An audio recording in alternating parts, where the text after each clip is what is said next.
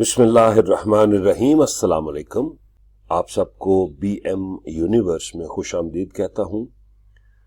आज हम डिस्कस करेंगे करैक्टरिस्टिक्स ऑफ रिसर्च। रिसर्च की खसूसियात क्या है या क्या होनी चाहिए। Characteristics of research. By keeping in mind that the ultimate goal of research in any discipline is to inform practices for decision making. Research का क्या मकसद हुआ, ये हमें सिस्टमैटिक तरीके से इंफॉर्मेशन देगी और उस इंफॉर्मेशन की बेस पे हम डिसीजन लेंगे। सबसे पहला पॉइंट है प्रायोरिटी प्रॉब्लम्स। देखें, हमारी डेली लाइफ की अगर हम बात करें, अगर हम ऑर्गेनाइजेशनल लेवल की बात करें, तो काफी सारी प्रॉब्लम्स हमारे सामने चल रही होती है। तो इसमें सबसे अहम बात है कि जो सबसे ज्यादा क्रिटिकल प्रॉब्लम है उसको हम पहले एड्रेस करें। तो ये हुआ प्रायोरिटी प्रॉब्लम्स, कि आपने जो प्रॉब्लम है वो प्रायोरिटाइज की है कि प्रॉब्लम नंबर 1 इज क्रिटिकल और मैंने इस पे इन्वेस्टिगेशन करनी है, तो उसको आगे लेके चलना। अदरवाइज अगर आप किसी और प्रॉब्लम को एड्रेस करेंगे जो इतनी ज्यादा इंपॉर्टेंट या क्रिटिकल नहीं है, तो वो आपका टाइम जाया हो जाएगा। Number 2, systematic. याद रखें कि जो आपकी मॉडर्न थिंकिंग अप्रोच है, इट शुड बी सिस्टमैटिक। अब सिस्टमैटिक कैसे मैं कहूंगा? सिस्टमैटिक में सबसे पहले हमारे पास एक प्रॉब्लम स्टेटमेंट डेवलप होगी। उस प्रॉब्लम स्टेटमेंट को एड्रेस करने के लिए हम डाटा की कलेक्शन पे जाएंगे। डाटा कलेक्ट करके इंफॉर्मेशन रिकॉर्ड करके हम उसका एनालिसिस करेंगे। एनालिसिस के बाद हम उसकी इंटरप्रिटेशन पे जाएंगे कि इस एनालिसिस से हमें रिजल्ट क्या मिला, मेरी प्रॉब्लम का पॉसिबल सोल्यूशन क्या है, और फिर हम उसको इंप्लीमेंट करेंगे। तो इट शुड बी या it is a systematic approach. Next, logical. क्या आप रिसर्च कर रहे हैं, आपने काफी सारे चीजों को डिजाइन कर लिया है, रिसर्च मेथोडोलॉजी सेट कर ली है, लेकिन उसको आपने लॉजिक के साथ भी मैच करना है कि क्या ये जो डायरेक्शन बन रही है या जो ये रिजल्ट आ रहा है, इज इट लॉजिकल। तो सिर्फ आप उस पर डिपेंड नहीं करेंगे, आप कॉमन सेंस को यूज करेंगे और अपने आप को लॉजिकल कंडीशनिंग में रखते हुए इसका फर्दर जो है प्रोसेस वो सेट करेंगे। रिडक्टिव से मुराद ये होता है कि एक रिसर्चर ने रिसर्च की तो उसकी फाइंडिंग्स अवेलेबल होनी चाहिए पब्लिकली। ऐसा ना हो कि सेम एक आइटम है, सेम प्रॉब्लम है और उस पे दूसरे रिसर्चर ने काम शुरू कर दिया है। मीन्स के री इन्वेंट द व्हील करने की जरूरत नहीं है।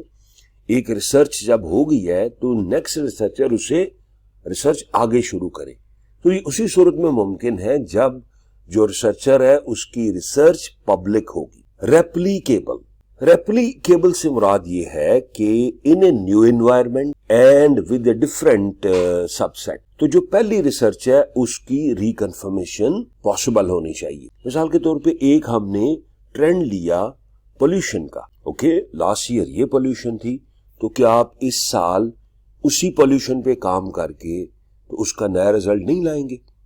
ओके, टेम्परेचर है, world temperature day by day increase कर रहा है तो टेम्परेचर ही है, लेकिन उसको आप वैलिडेट करेंगे, उसको रीटेस्ट करेंगे with different environment, different data, different geographical location, और आप ये देखेंगे कि इसका इम्पैक्ट इधर कैसे चल रहा है।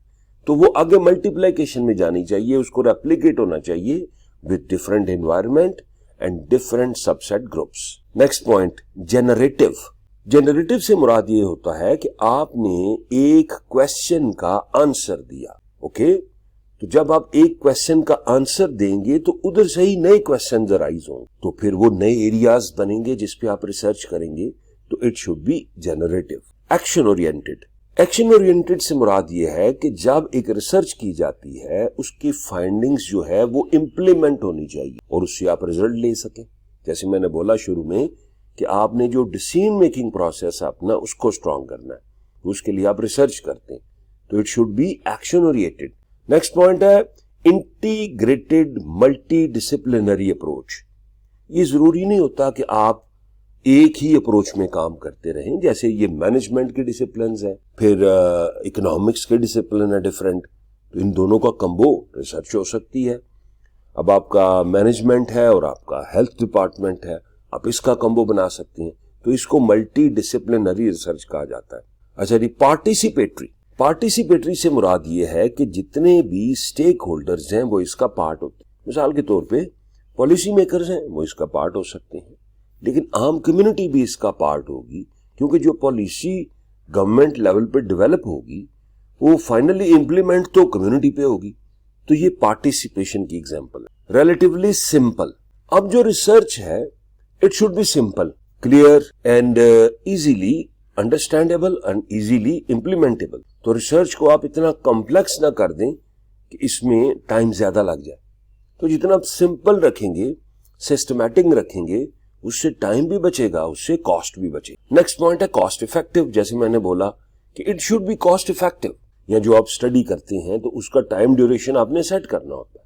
مثال کے طور پہ بزنس میں یا سوشل سائنسز میں اسٹوڈنٹس تھیسز کرتے ہیں، تو تھیسز جو ہے وہ اگر ایک سیمیسٹر لیٹ ہو جاتا ہے ریسرچ میں تو ان کو فیس بھرنی پڑتی. تو with respect to students cost بڑھتی چلی جاتی ہے. اس کاسٹ کو آپ نے کنٹرول کرنا ہے اور with in time period, with in that limit آپ نے اپنی ریسرچ کو کمپلیٹ کرنا ہوتا ہے. پریزنٹڈ.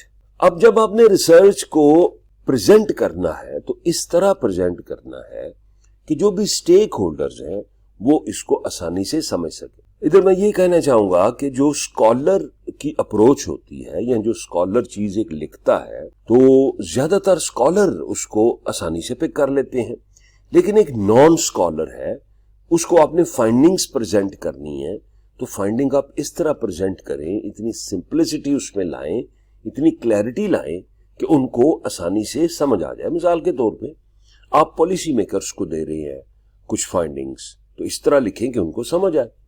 آپ بزنس مین کو دے رہے ہیں کہ بھئی تیری فیکٹری کا یہ مسئلہ ہے اور یہ رزلٹ ہے، اس کو اس طرح ایزیلی پریزنٹ کریں کہ اس کو سمجھ آ جائے کہ ریسرچ نے بولا کیا، because it's a technical kind of activity.